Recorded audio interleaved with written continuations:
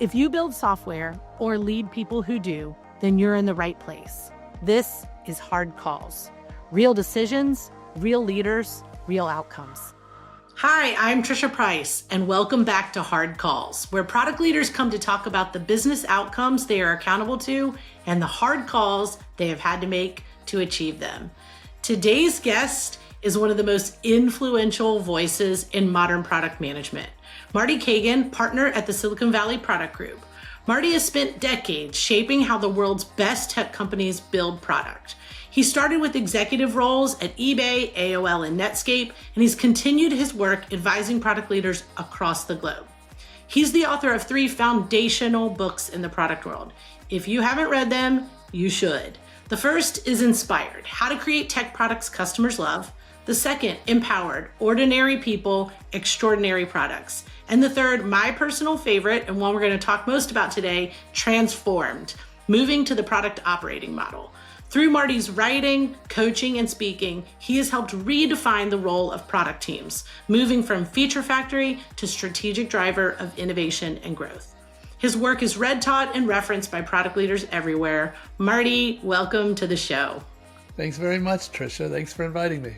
I'm so excited to have you here. And as you know, this is the Hard Calls podcast. And so I like to kick off each one of these sessions to just hear from you. If you look back over your product career, what has one hard call that you've had to make and what made it so challenging?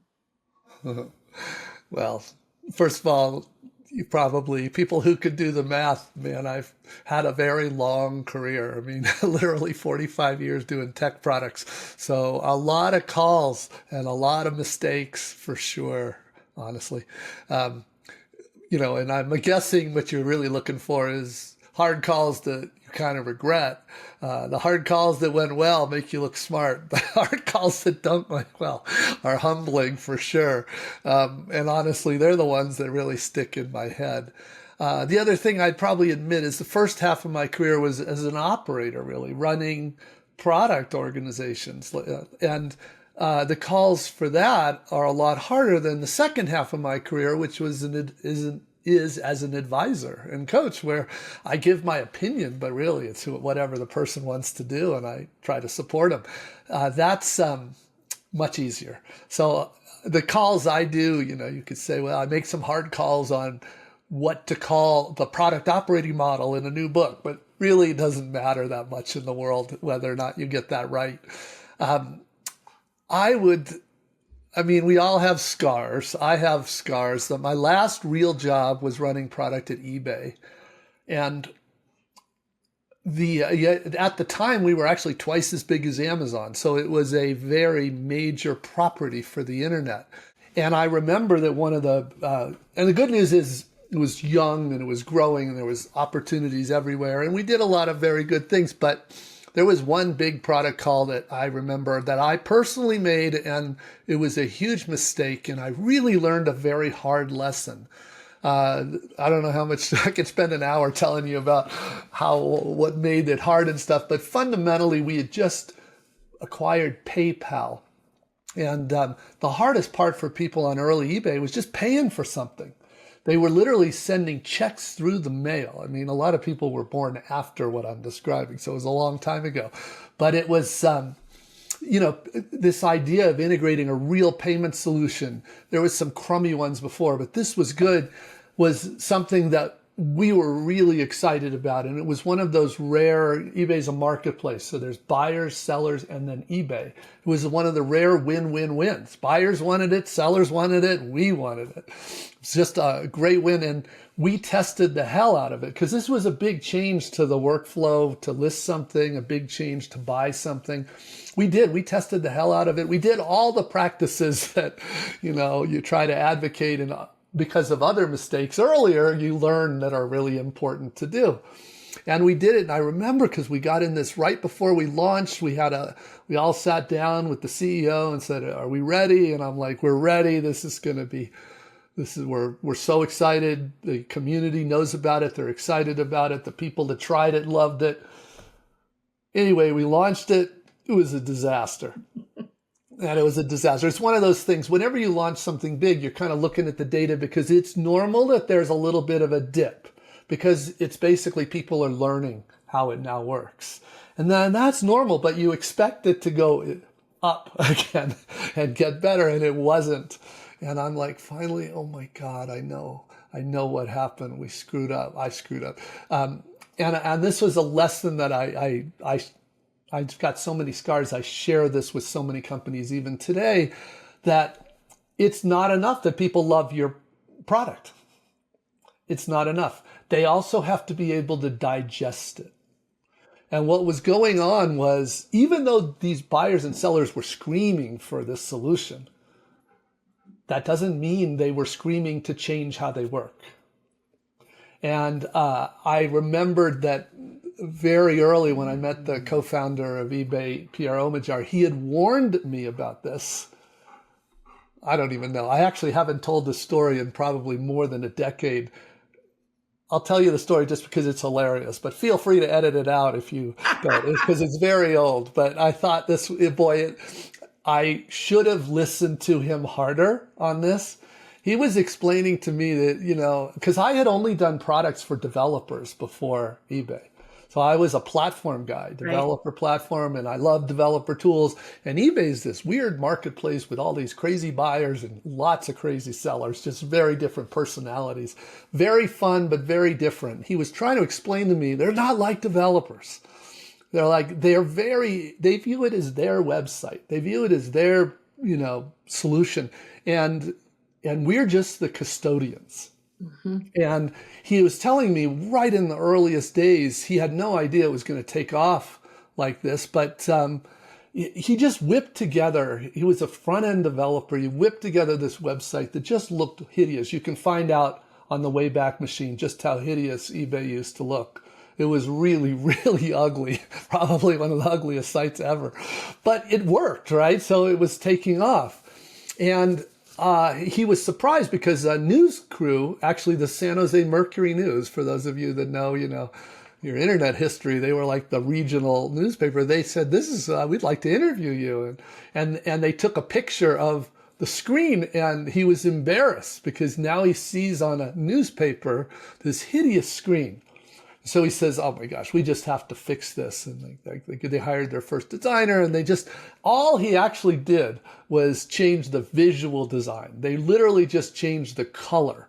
And because they had this hideous background, yellow background, it was just, you don't do that, right? And anyway, all they did was change the color, and they had their first online riot.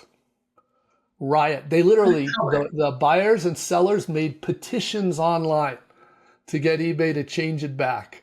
And he was like, I'm not trying to pick this fight, and so we just said, whatever. And they rolled it back. They rolled the whole thing back. And but he was still very embarrassed. And, the company kept growing. And then a TV station wanted to interview him. And he said, well, this is, I just can't go public like this again. But he said this time he was smarter. This time what he did is, over the next 2 weeks, every 2 days, they rolled out a slightly lighter shade of yellow. Wow. And in 2 weeks, it was gone. There was no yellow, and nobody said anything. And he was trying, and I laughed, I thought it was funny, but he was trying to explain to me that change for a community like this is really, really hard. And I learned what he was really trying to explain to me when I made that mistake on the payment stuff. But it's true. And, Facebook has made this mistake. Twitter made this mistake. A lot of people do. It's a hard lesson to learn. But anyway, when you do it this long, you accumulate lots of lessons learned like this. Well, Marty, that story is still so true for all of us today. I'm sure very true for the companies you advise and help. Change management's hard. And if we're in the business of not shipping features and celebrating, but getting outcomes, thinking about how people can consume what we're changing and putting out there is a super important part of what we do. So that's still super relevant. And so with that, Marty, one of the things I'm really excited to learn from you about today and talk to you about today is operating models frameworks. And you and I both know we see product leaders, product teams all across the world. And almost all of them, not all of them, but almost all of them have some sort of an operating model, a cadence, a framework. But a lot of times it's still falling short in terms of driving the outcomes that they're trying to achieve and accountable to. So, Marty, maybe you could just kick us off with why that is. What are most people getting wrong? Because I know you seeing this time and time again was very influential for your most recent book. Yeah. Well, I mean, obviously everybody works some way, and that way they often will call their framework or their SDLC or their operating model. So, but if you look closely at how most of them work, it's all around projects. It's all around features and projects. In particular, it's not around outcomes. Now, sort of easy to understand why it's not around outcomes, because outcomes is hard. Outcomes is super hard. What it's about, and honestly, even when they don't acknowledge this, it's about predictability. They are trying to optimize for predictability. So they want to predict how much money they're going to make. They want to predict when things are going to happen. These are not crazy things to want to know. No, when you're running a business, they're running a business. And so they're reasonable things to want to know. The part that gets so many companies is they don't realize that these are things they can't know at that stage. So that's a different issue. But they set up their whole way of working around this. We call that the project model. So you fund projects, you staff projects, you build projects, you ship projects. That's waterfall, basically, is all around that. The whole, the whole formal life cycles, software development life cycle, product life cycle, stage gate, phase gate. These are all just names for the same basic thing. You staff a project, you figure out requirements, you design the solution, you build the solution, you test the solution, and finally you ship the solution, right? And then you have a big party, right, Marty? Yeah, and then you have a release party, and you kind of feel like you need it by then. But unfortunately, you've sort of given up by then on outcome because you've had to make real trade-offs on what you're going to do. And so, and then of course, when the company decided to do it, they only funded it for a certain amount of time. And there's all these... The consequences of the project model are so well known because we've seen it for 40 years. So it is really well known. So many people, I'll write an article that talks about it and they're like, how did you know that's what's going on in our company? Are you listening? No, it's like, this is what so many companies do. However, if it's not all the companies, many companies figured this out many years ago that that's actually all about output. And what matters, supposedly, is outcomes. And what would we do differently if we're trying to optimize for outcomes? Well, okay, that's a very different thing. Just shipping and not achieving an outcome is an empty victory. And the irony is the teams that actually ship for outcomes, develop for outcomes, are much more likely to predict an accurate date than those that are doing projects. So it's counterintuitive, but anyway, that's the case. And so what we have been, honestly, Silicon Valley Product Group, I started it almost 25 years ago, and it was just about sharing these techniques I would see in the best companies, because I was lucky enough to work at some really good companies that had worked this way. And yet then I started visiting, because I told you I was doing tools for developers. Yeah. I started visiting customers early on. I'm like, oh my God, how come you work this way? It's crazy. Where did this come from? And they're like, what do you mean? This is how, everybody works in the Midwest and the East and Europe. And I'm like, wow, that does not look good. And you're not happy with the results. You don't seem to even like your jobs, and your customers are not happy. Why do you keep doing it this way? And it's like, well, this is how we've always done it. This is what our leaders know. And again, there's a real desire for that predictability. So what the latest book is all about is just sharing the techniques that we see used in the best companies. And when people are starting to move from this project model to a product model.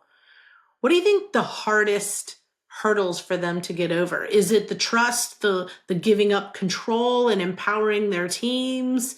What is it that is like the thing that just catches everybody every time? A lot of things. Well, everything you mentioned for sure, but more. So there's a lot of things. In fact, the way I've really started framing it is very much like a product. What does it take for a product to be successful? A lot of things have to be done right for a product to be successful. It's got to have a good design, it's got good experience. Of course, it's got to be technically feasible. It's got to provide real value. It's got to have a lot of things right. And all it takes is really one of those to go significantly wrong, and you've got a failed product, just like you'll have a failed transformation. So there are a lot of things you've got to get right. The hardest things I'd say, for most of those companies to get right, probably starting right at the top. So many people want to think of everything we're talking about as just a tech thing, an IT thing, but it's not. It's a company thing. Yeah. And so because it's a company thing, it impacts finance, sales, marketing, services, legal, compliance, all of these. And so all that means, if the CEO is not on board, most of those people are going to be, passive aggressive. They'll just wait, they won't do anything, or they'll get in the way, literally. So the CEO really has to have, they don't have to be experienced in it, but they do have to understand what's going on and step in and show some leadership at times. Mm-hmm. And so that's a key one. Another key one is, it's one of those things, when I look back over the years, I kind of regret never tackling the problem of the name title product manager, because the title product manager means so many different things to so many different people. Mostly because they're describing the project model companies, or even worse, because there is even worse. When you talk product owners, there's even worse out there. So I always I don't want to fight that battle. I don't care what it's called. Let's just call it a product manager. It's fine. It's just a different job definition. But the job definition is so different for the product manager on an empowered team in the product model than a project team or a feature team, that's one that constantly get wrong, because HR just wants to retitle people. It's so much easier to just retitle people, but it is much harder to upskill them. And these are very different skills. At its essence, a feature team product manager is much more project manager, which is important, of course, but it's not this job. Not the same. It's funny you say that, Marty.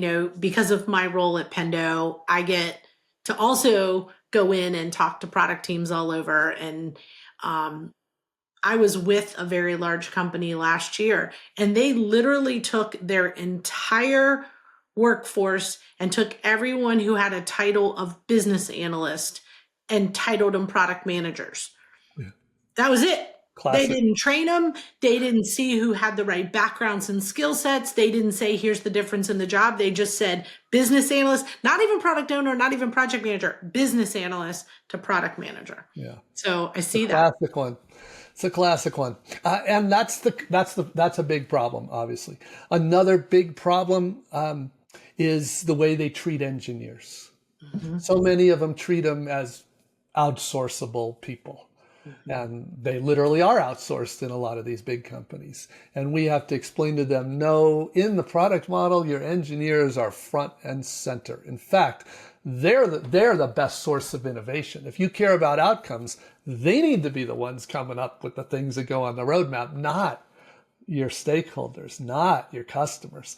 It's again, a very different model, which is sort of what we're really describing now is probably the hardest thing for most of these companies. Is it's essentially a cultural change. So we're talking about things around culture, about who makes decisions, how do they make decisions, how do they make progress, where do ideas come from?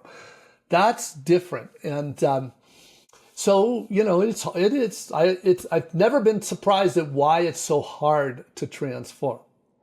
Because these are big changes. These are not trivial changes. But the good news is there are companies that manage to do it.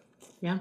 There are, and do it well. And, you know, you're talking about, you were talking about the change, and a lot of the change you were talking about is sort of in the ideation and prioritization phase, which is obviously wildly different when you're prioritizing and empowered in support of a goal versus being told to go ship something and now you're breaking the problem down and trying to ship it.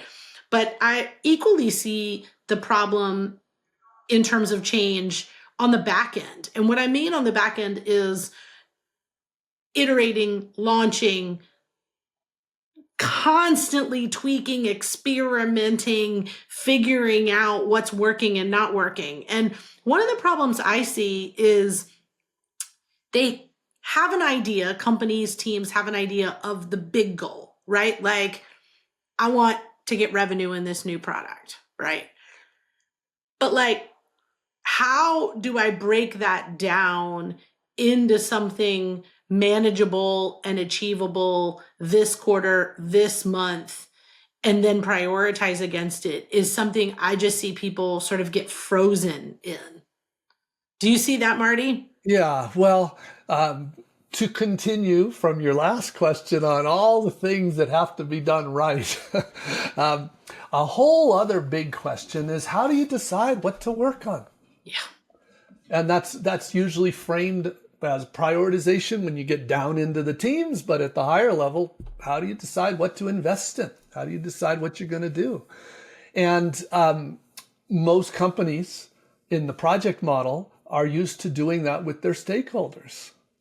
And they kind of all sort of make a bunch of proposals for how much money they think things would get and all this stuff. The spreadsheet, the best, Marty, like the weighted spreadsheet, that's like the death. When I see that, I'm like, classic. Oh no, you don't have a voting weighted spreadsheet. Yeah. Please no.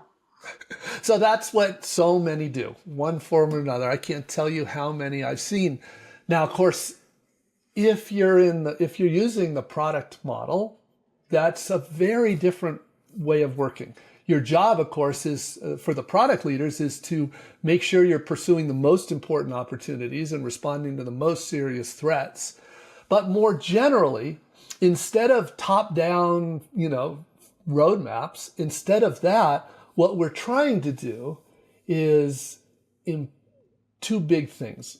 Product vision, which is how are you going? Product vision is not about you, it's about your customers. How is it going to make the lives of your customers better? Because if you don't manage to do that, you're not going to sell anything. You're not going to. So everything. There are no outcomes. That's right. You derives from the product vision. And most companies, of course, don't do product vision. So it's only, in my experience, it's really only the companies that are trying to do the product model that actually do a serious product vision. If a company tells you we do a vision for every team, it's like they don't even know what a vision is. Right. It doesn't even make any sense. So a great product vision. They probably have a feature roadmap for each one of their teams. Absolutely, they do. Right. So when they do a real product vision that's for our organization, maybe even for our entire company, this is what we're trying to do. It's going to take somewhere between 5-10 years to do this product vision. But that tells us how we're going to make our customers' lives better. That's the first part the product leaders have to do.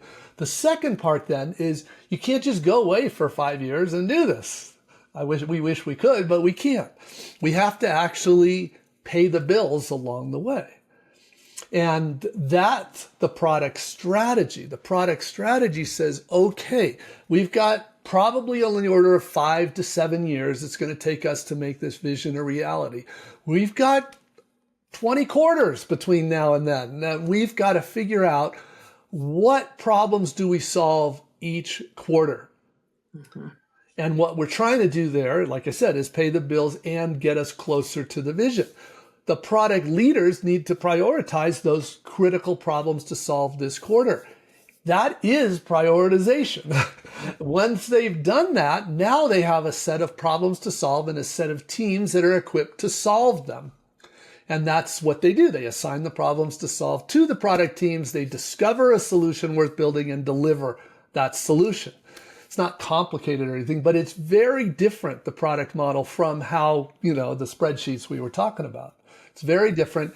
And most importantly, it requires product leaders that are skilled in vision and strategy. This is referred to as the strategic context. Like Netflix likes to say, lead with context, not with control, because command and control, this is truly the opposite of command and control, and requires a level of trust with your team that most people are pretty uncomfortable with. Yeah.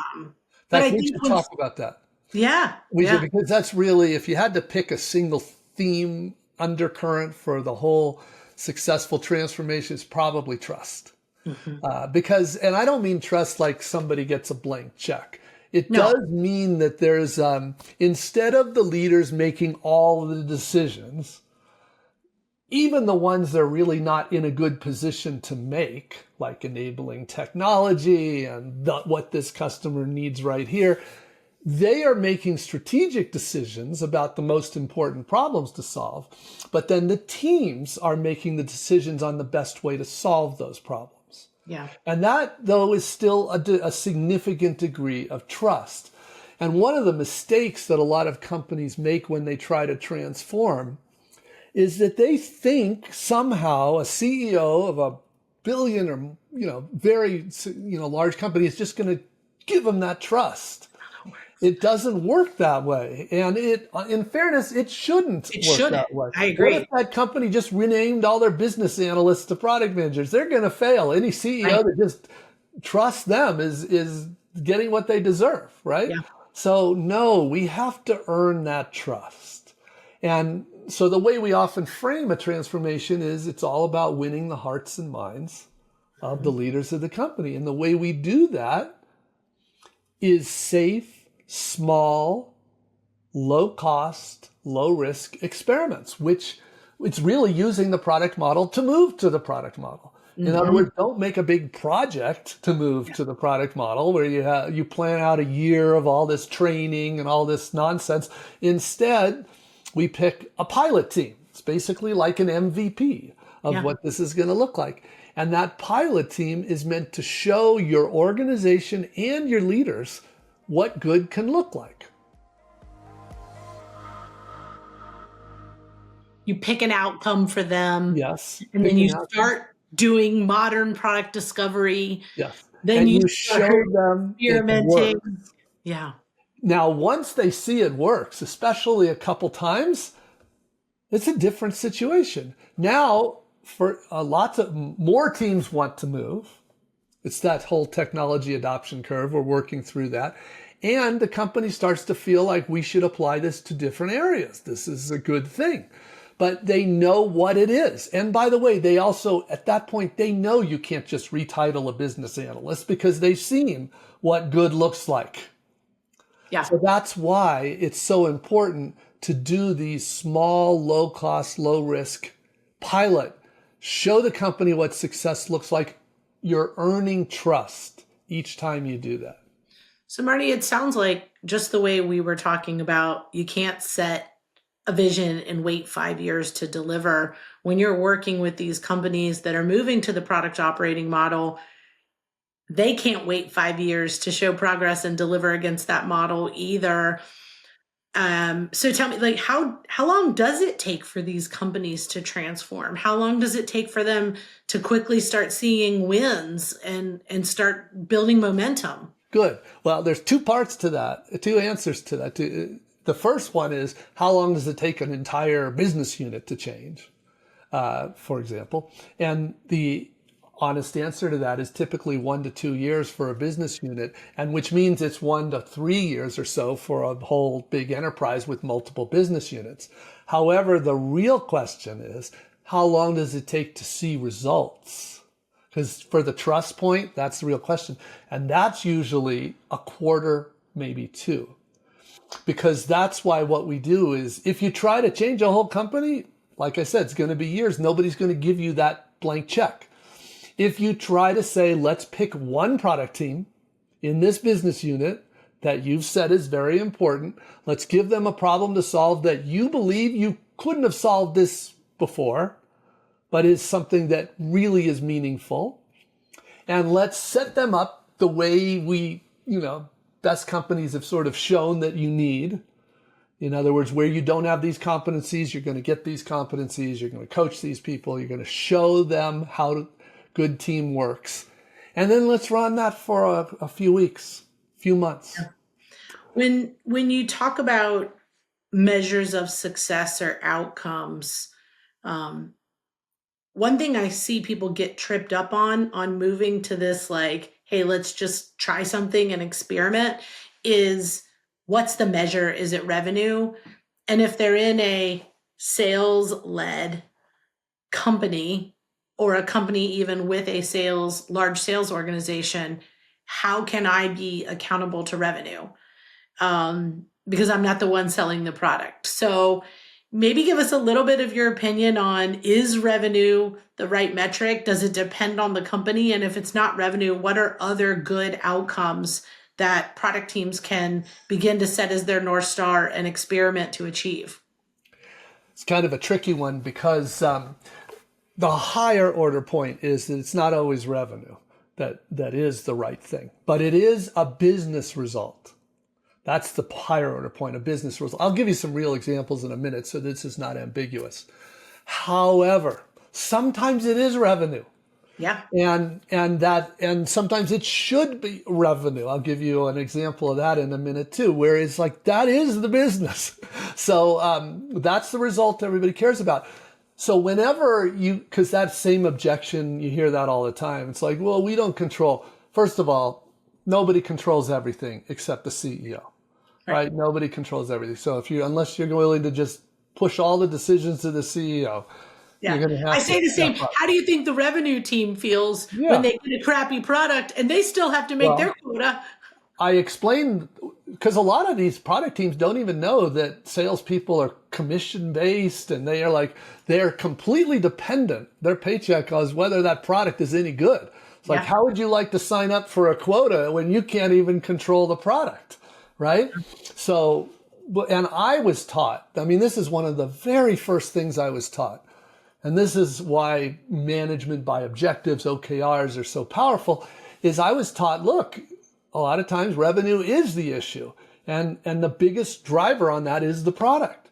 So if the product is not selling, don't you think we need the product manager to get their ass out of the building and go sit with sales and figure out why they can't sell? I mean, like, that's what I was literally, it was more colorful language than that was explained to me, but I was like, and I'm like, you can't say you don't control the salespeople, you don't control finance, you don't control marketing, but you control the biggest single factor, the product. And the whole idea of a cross-functional team is we should go figure out what it takes. Who else is going to do that?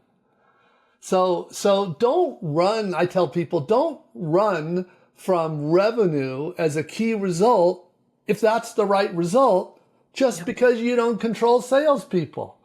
That's like a very lame excuse. And by the way, I've made so many friends in sales because they love nothing more than a product person that understands this.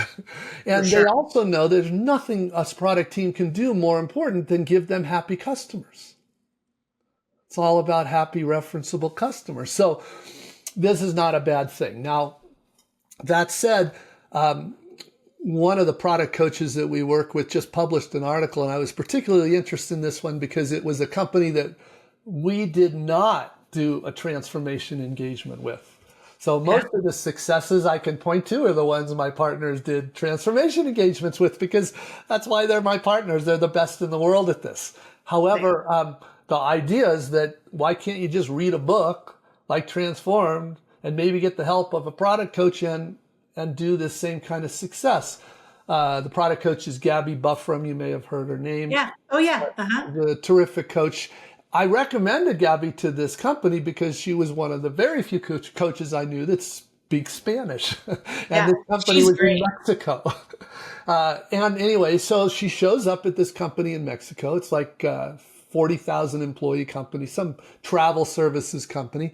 And same thing, they had tried to transform for years. It was a disaster. They finally, it's like she's like, you have to demonstrate that this works. Let's pick a product team and let's show a real result.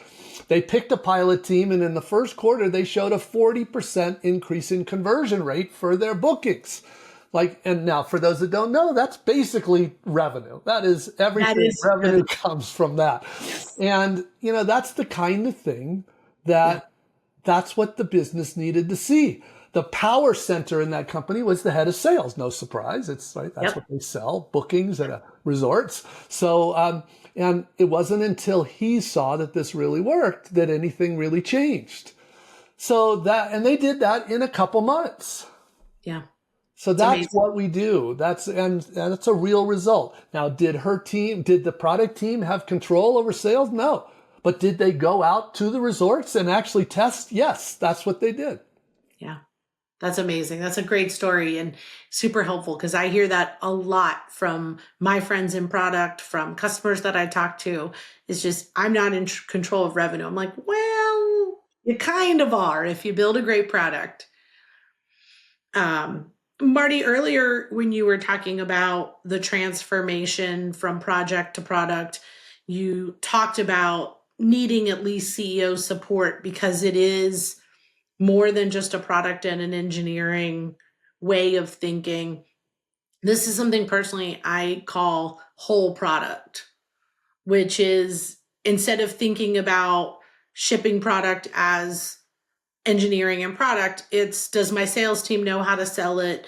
Is the SKU in my CPQ? And, moving to this whole product mentality. And for me, I remember my early days of Pendo, and I know we all have this bad story somewhere we've worked. I came in and, I looked in Jira and it said something was shipped, and I had seen release notes about it. And I went into the product because I use our product all the time myself.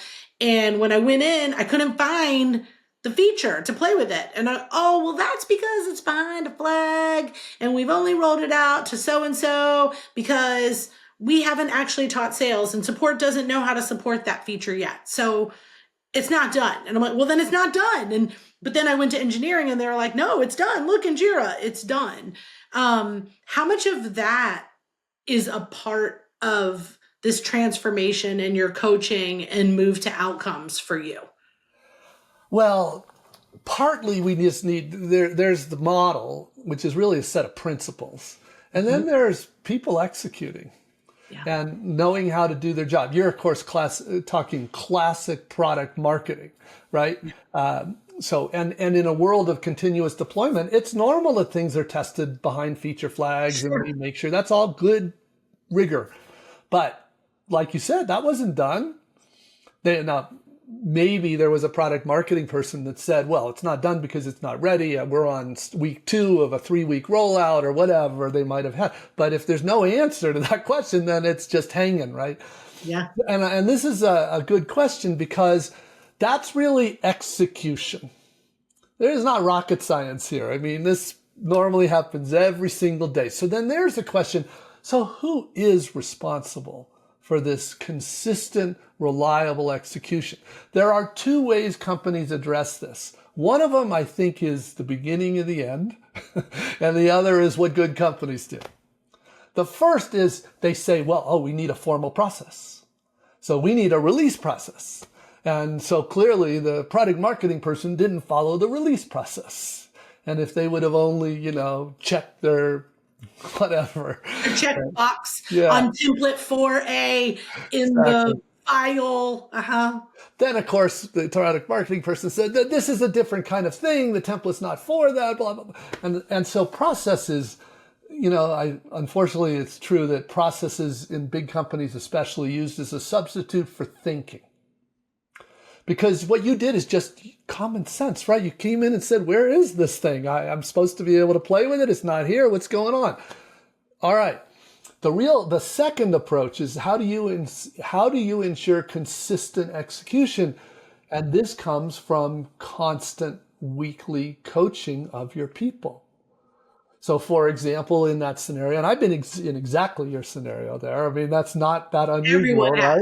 Everyone has it. Something. It's like, okay, who's the product marketing person? I probably would have said, no, let me talk to the product manager first.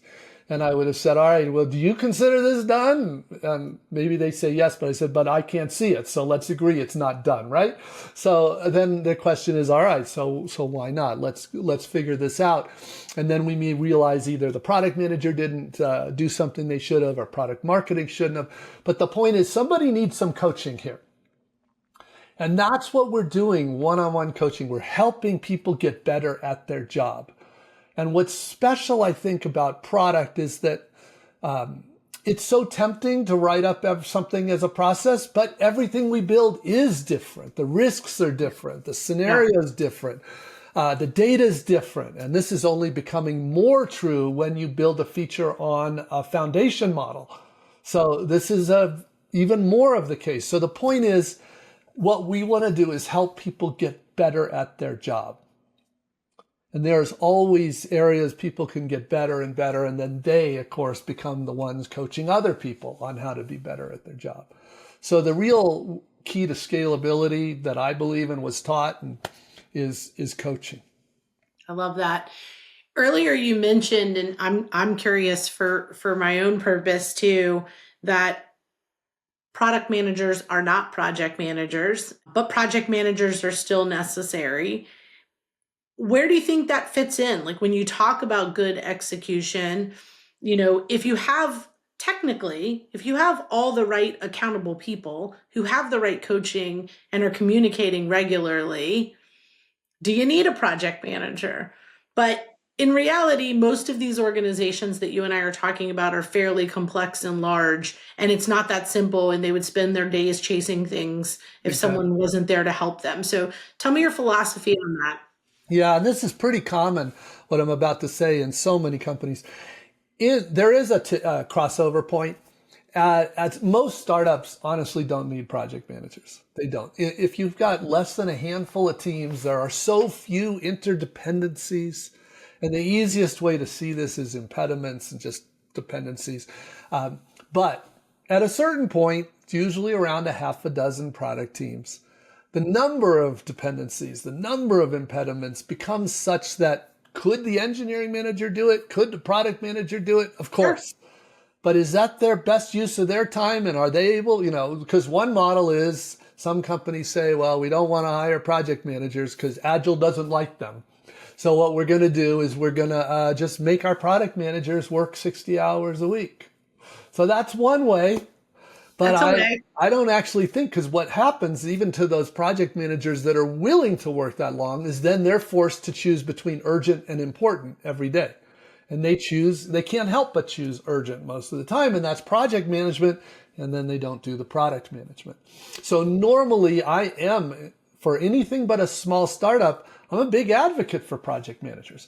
Now, there are program manager type project managers, project managers, and delivery managers. They're all project managers of a flavor. We like the kind that are more service-based than the kind that are top-down program control types. But every great product model company I know has project managers. It's nothing wrong with that. The key is they're not the product manager. Yeah. Yeah. And the key is they're not just checking check boxes because there's a process to say. Right. They deeply understand and are aligned in the outcome you're trying to drive, and they are a part of the team. Yeah. Pretty critical. Well, Marty, I have one final question for you before we finish up today. And just coming back to hard calls, we've talked about making hard decisions in prioritization and empowering your teams. And we've talked about driving towards an outcome. But for you, when you're coaching and looking at some of these great product teams and the best product teams around, how do you think about that fine line between gut instincts, taste, and true data-driven decisions that need to be made to support hard calls? Yeah. No, it's actually a great topic, which is, so I don't really even believe in the whole concept of gut decisions. I think that's just a phrase we use to represent experience. And the term a number of people use, Shreyash Doshi is the one who finally kind of convinced me to adopt the term product sense.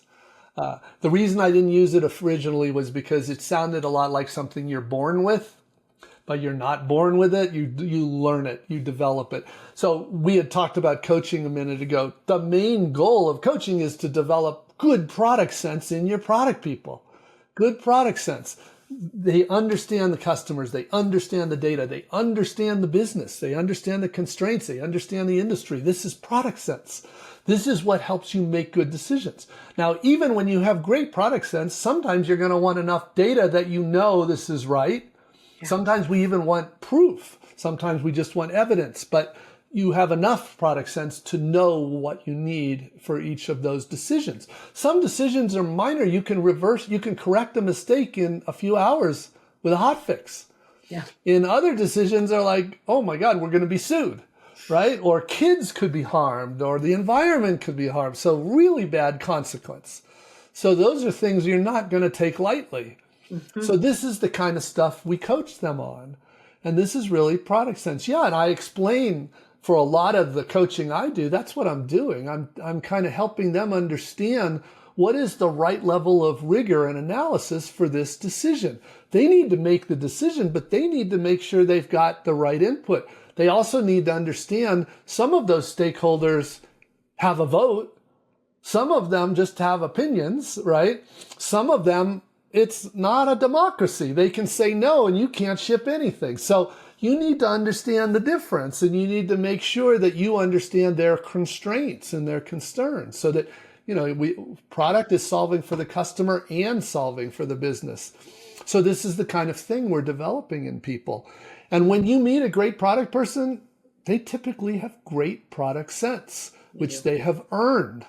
Yeah. And it's not because they're just smart. I mean, they might be, and it's not because they were born that way. It's the part you kicked off today's episode with, which is learning from the mistakes when we made a hard call that didn't work well, that backfired. It's learning from the wins. It's watching other people who have coached us and invested in us. It is something that we just earn over time. And I think for some people, it comes more naturally than others. And it also probably depends where we've had the good fortune of being able to spend time in. Were we empowered, and were we able to learn at the micro level before we were forced to make the macro decisions too? Yeah, such a big, I know, I'm so grateful every day. I started as a product with somebody who was coaching me, and he told me his job was within 3 months to get me to competence. And that was a lot of work, but it was doable. I mean, if somebody's there to guide you, it's amazing how fast you can get to where you need to be. So you've got to put in the work. You've got to talk to customers. You've got to spend time with the data. But this is what product people do. It's absolutely doable. What I think is really interesting going forward is that's kind of what's left with product management. With Gen AI and the tools, those other things are... The busy work is gone. Yeah. Now you've got to have product sense and make decisions and be accountable to outcomes. That's right. Now you got to spend time with customers, right? That's right. It's exciting. It's an exciting time. I think personally, it's the best time ever to become a product manager if you're working in the right organization, because a lot of the more operational aspects are going to be automated or already automated for us. And now we can spend our time thinking and driving outcomes. Exactly. Well, Marty, thank you so much for joining us today. I know our listeners appreciate your advice.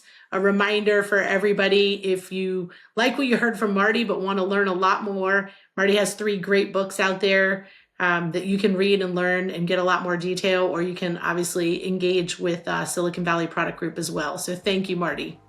Well, thanks for inviting me, Trisha. I enjoyed the conversation. Me too. Thank you for listening to Hard Calls, the product podcast where we share best practices and all the things you need to succeed. If you enjoyed the show today, share it with your friends and come back for more.